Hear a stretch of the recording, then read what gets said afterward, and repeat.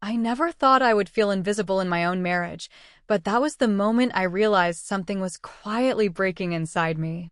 It didn't happen all at once. There was no big fight, no raised voices, just small moments that kept piling up, like dust settling on furniture no one bothers to clean anymore.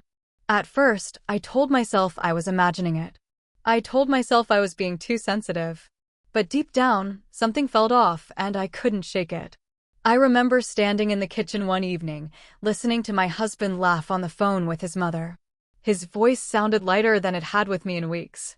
I wasn't trying to listen, but the walls in our house were thin, and her words carried. She was talking about all the ways she had helped us, all the sacrifices she had made, all the things she had done for him. And somehow my name never came up. I stood there holding a clean plate, my hands frozen, wondering how it was possible to feel so small in a place I had helped build.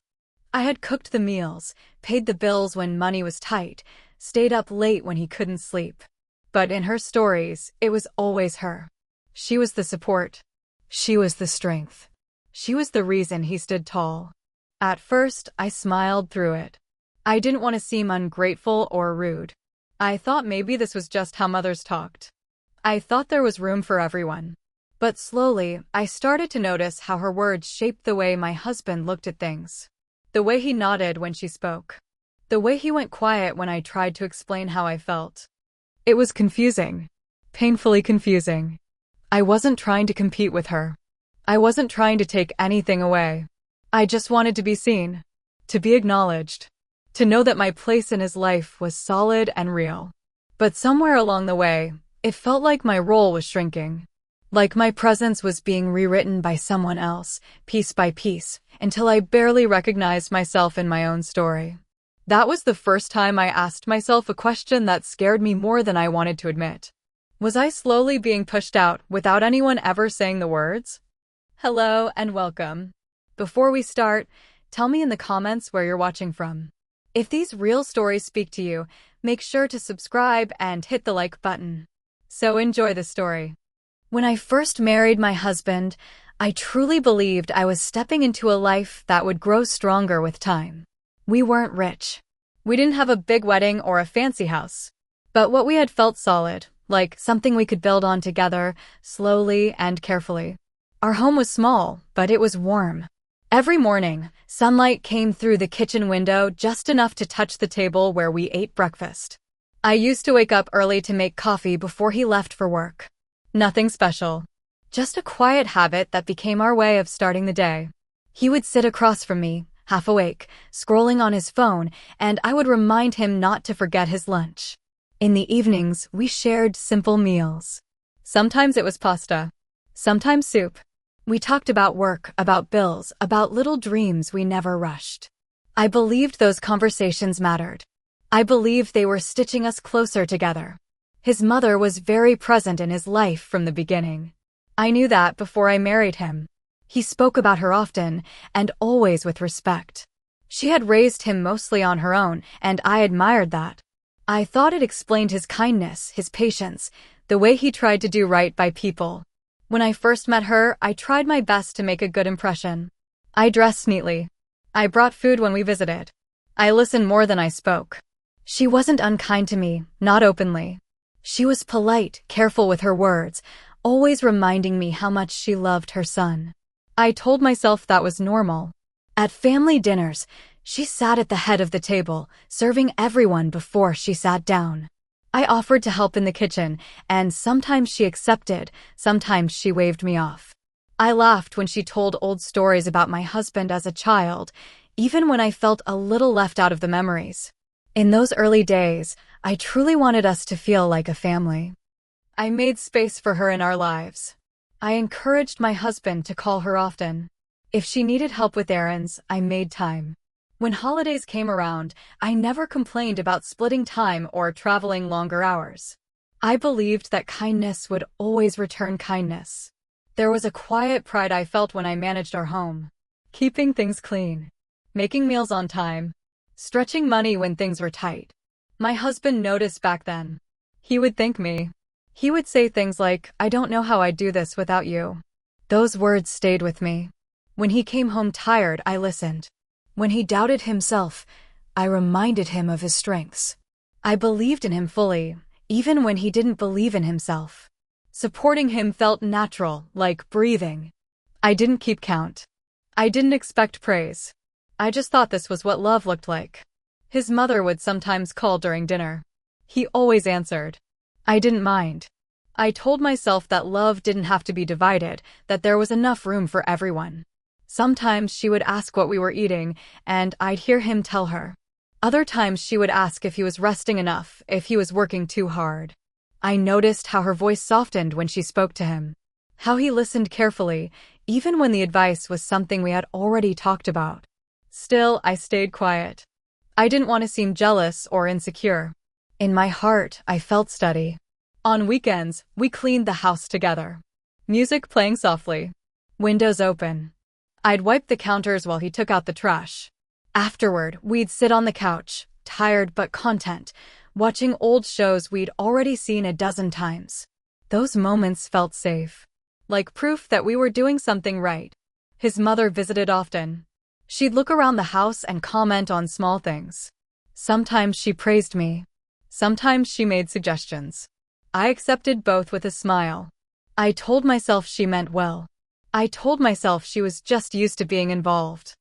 I remember one afternoon when she hugged me and said, "Take good care of my son." I smiled and told her I always would. I meant it. Back then, I believed she saw me as part of his life, not just someone passing through. I believed she trusted me. Looking back now, I can see how carefully I tried to hold everything together. How much effort went into keeping the peace. But at the time, it didn't feel heavy. It felt like love. It felt like responsibility I was proud to carry. Our life wasn't perfect, but it was calm. Predictable in a comforting way. I didn't sense danger. I didn't feel threatened. I believed my place was secure, earned through patience, effort, and quiet devotion. I thought that being kind, being steady, being understanding would protect me. I didn't know then that sometimes the softest beginnings hide the deepest shifts, and that the warmth I felt was slowly changing into something I hadn't yet learned how to name.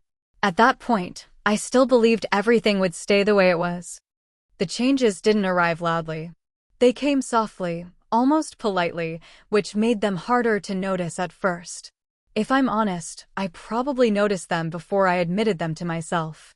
There were moments that felt strange, but I brushed them aside, telling myself I was overthinking. It started with small comments. His mother would say things like, "I taught him that," whenever my husband did something thoughtful. If he fixed something around the house, she would smile and say, "He gets that from me." If he stayed calm during a stressful moment, she would nod proudly, as if she had just watched proof of her own work. At first, I didn't mind. Parents take pride in their children. I understood that. But slowly, her words began to stretch further, reaching into places I thought belonged to us. One evening, my husband came home early. I had cooked his favorite meal, something I usually saved for weekends. He looked surprised and happy, and for a moment, it felt like the old days again. While we were eating, his phone rang. It was his mother. He told her about the dinner. I listened quietly, smiling to myself until I heard her laugh and say, "Well, you know I always told you to eat proper meals. That's why you like home-cooked food." Something inside me tightened. I said nothing. I kept my face calm. But a quiet question formed in my mind. Why did it feel like my effort had just been gently moved aside, as if it didn't fully belong to me? Little by little, that feeling returned. When we talked about finances, his mother would later repeat the same ideas, but framed as her advice. Suddenly, decisions we had discussed together sounded like they came from her. My husband didn't notice the shift, or maybe he didn't want to. He would say, "Mom thinks this might be better," even when it was something I had already suggested. I began to feel like an echo in my own home. Sometimes, she would thank him for things I had done. If I organized a family gathering, she would praise him for handling everything so well. If I remembered birthdays or appointments, she would say he was so responsible, so thoughtful. I waited for him to correct her. He didn't. That silence hurt more than her words. I started paying attention to the way conversations changed when she was involved. My husband grew quieter with me afterward, thoughtful in a way that felt distant. When I asked him how he felt, he would say he was just tired. I believed him because I wanted to. But the space between us felt different now. Not wide, but thin and uncomfortable, like a hairline crack you keep stepping over, hoping it won't grow. His mother began visiting more often. She would walk through the house slowly, commenting on small things. This shelf would look better there. He prefers his shirts folded that way. I used to do it like this for him. Each comment was gentle, almost caring. But together, they formed something heavier. I started to feel like a guest in routines I had created. Once, while I was cleaning the kitchen, she stood beside me and said, "You know, he's always been sensitive. He needs a lot of encouragement." I nodded, because I already knew that. I had been giving him encouragement every day. Then she added, "I'm glad he still listens to me." I didn't know what to say to that. At night, I lay awake replaying conversations in my head, wondering if I was misreading things. I didn't want to create problems where none existed. I didn't want to be the kind of wife who complained about a mother's love. So I stayed quiet. But quiet has a way of collecting pain. I noticed how my husband began to check with her more often. Before making plans. Before making purchases. Before responding to things I said. It wasn't obvious. Just a pause. A hesitation. When I shared my feelings gently, he looked confused. He said things like, "She doesn't mean anything by it," or "You know how she is." His voice wasn't unkind. It was tired. And that tiredness made me step back instead of leaning in. I didn't want to add weight to his shoulders. But I started carrying that weight myself. There were moments when his mother spoke for me without asking. She would tell relatives what we thought or what we planned to do. Sometimes she was right. Sometimes she wasn't. Either way, my voice stayed missing from the conversation. I began to feel edited out. One afternoon, I overheard her telling someone how she had helped her son become the man he was today. She talked about his marriage like it was something she had guided, shaped, protected. She spoke as if I were a chapter she had approved, not a person standing beside him. I stood in the hallway, unseen, listening. My chest felt tight, but my face stayed calm when I walked into the room. No one noticed anything was wrong. And that somehow made it worse. My husband started thanking his mother for things I did. Not directly, but indirectly. He would say, "Mom says it's good I have support at home," instead of simply thanking me. Or, "Mom thinks I've been handling things better lately," even though I had been the one encouraging him through every doubt. It felt like my role was being slowly renamed. I tried to talk to him again, carefully choosing my words. I said I felt a little unseen sometimes. He listened, but his eyes drifted, as if he was searching for the right response and couldn't find it. He told me he didn't want to be stuck in the middle. That sentence stayed with me longer than he knew. I didn't want him in the middle either. I wanted him beside me. But instead of standing closer, he stepped back, just enough for silence to grow. We still shared meals. Still slept in the same bed. Still talked about practical things. But the warmth had thinned. Conversations ended sooner. Laughter came less often. His mother noticed everything. Or maybe she had always noticed. She began offering more advice, framed as concern. She worried about his stress. About his happiness. About whether he was being supported enough. Her words were soft, but they planted questions that didn't need answers spoken out loud. I felt myself becoming careful. Choosing words. Measuring reactions. Wondering how things would sound once they passed through someone else's voice.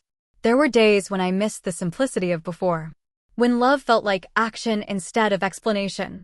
When my place felt natural instead of questioned. I kept telling myself this was temporary. That things would settle. That if I stayed patient, if I stayed kind, everything would find its balance again. But deep inside, a quiet fear had begun to take shape. Not loud enough to confront.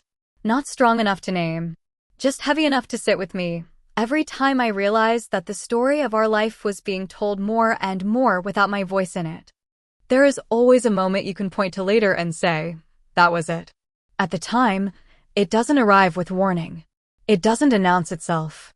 It just happens quietly and leaves you standing in the same place, but somehow no longer belonging there. For me, it was a family gathering that didn't feel like one. His mother had suggested a small dinner. Nothing formal, just close relatives. She said it would be easier at her place. I agreed without hesitation. I even helped plan the menu, offered to cook a few dishes at home and bring them over. I wanted things to feel smooth, normal, warm. That afternoon, I cooked carefully, the way I always did. I packed everything neatly, labeled the containers, and reminded myself not to rush. When we arrived, the house was already busy. People talking, laughing, moving around the kitchen. His mother greeted my husband warmly. When she saw me, she smiled, but it didn't reach her eyes. I told myself not to read into it. As the evening unfolded, I noticed how often she spoke for us. She told stories about my husband's job, his habits, even our plans for the future. I stood nearby, holding plates, refilling glasses, listening to my life described as if it were a project she had managed. Then dinner was served. One of the relatives complimented the food, especially a dish I had spent hours preparing. His mother smiled and said, "I've always made sure he eats well." I taught him the value of a proper meal. No one corrected her. My husband nodded politely. Something inside me went still. Later, when conversation turned to recent challenges my husband had faced, she spoke again. She talked about how she had guided him, supported him, kept him grounded. Then her tone shifted slightly. Not harsh, just firm. "He's been under a lot of stress," she said. "And sometimes, the environment at home doesn't help." The room went quiet for just a second. I felt every eye move toward me, then away again, like no one wanted to stay there too long. I waited for my husband to say something. Anything. He didn't. After dinner, I stepped into the kitchen to breathe. I stared at the sink, at my hands, trying to steady myself. I told myself this wasn't the time. That we would talk later. That this didn't have to mean what it felt like it meant. His mother followed me in. She closed the door softly behind her. "I hope you understand," she said, her voice calm, almost gentle. "I've always been the one holding things together for him." I looked at her confused. "I never said you weren't." She nodded slowly. "But lately, things haven't been right. He's distant. Tired. That doesn't come from nowhere." I felt my chest tighten. "I've been doing my best." "I know," she replied. "But sometimes, best isn't enough. He needs peace. Familiarity. Someone who knows him the way I do." The words landed slowly, one by one. I realized then that she wasn't talking with me. She was speaking over me, deciding something I hadn't been invited to decide. When we returned to the living room, the mood had changed. Conversations resumed, but I felt outside of them, like I was watching through glass. On the drive home, my husband was quiet. I waited. Finally, I asked, "Did something I do upset your mother?" The days after I left felt unusually quiet, like the world had lowered its voice out of respect for my confusion. I stayed with my sister, sleeping in a room that wasn't mine, surrounded by boxes I hadn't unpacked. I moved slowly, careful with my emotions, as if they were fragile objects that might break if handled too roughly. At first, I kept expecting my phone to ring. I thought my husband would call and say this was a mistake, that he missed me, that we needed to talk. But the calls came less often than I hoped, and when they did, they were short, polite, careful. He asked if I was okay. I said yes, even when I wasn't sure. I spent a lot of time alone, sitting by the window, watching people walk by, carrying on with their lives. I wondered how something so important to me could feel so invisible to everyone else. At night, the grief arrived quietly. It didn't shout. It didn't rush. It just settled in my chest, heavy and patient. I cried softly into pillows, careful not to wake anyone. I replayed conversations, searching for the moment where things might have gone differently. But over time, I realized something. I had been searching for answers in places that never truly saw me. That realization didn't come all at once. It came slowly, like light entering a room at sunrise. I started noticing how tense my body had been for months. How often I had held my breath, waiting for approval, waiting to be chosen. Without the constant noise, I could finally hear my own thoughts.